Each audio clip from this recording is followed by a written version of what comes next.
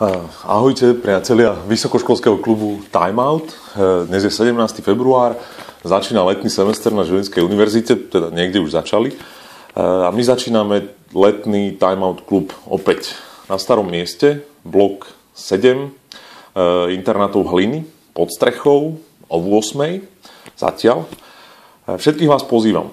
Čo bude nové? No, v prvom rade témy. Ja som si ich tu zopár vypísal.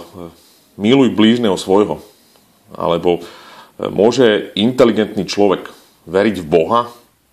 Alebo ako sa dívať na peniaze a materiálne statky, majetok optikou Biblie? Ďalšia zaujímavá téma. Medzigeneračné vzťahy. Rodičia, deti, rodičia. Obzvlášť, keď sme už dospelí. Ďalšia pikoška. Žena má byť podriadená mužovi, nemá byť podriadená mužovi. Ešte vyberám jednu, príťažlivosť ciekt. Takže nie sú to všetky témy, budú aj ďalšie. Čo sa týka hostí, zvolili sme takú cestu starých, aj nových. Tých, ktorých ste už počuli a osvedčili sa vám, páčili sa vám, tak tých pozývame opäť. Prídu aj noví ľudia. Radi by sme privítali ďalších učiteľov biblickej školy. Príde Marian Kaňuch, evanjelický farár z Žilinského cirkevného zboru.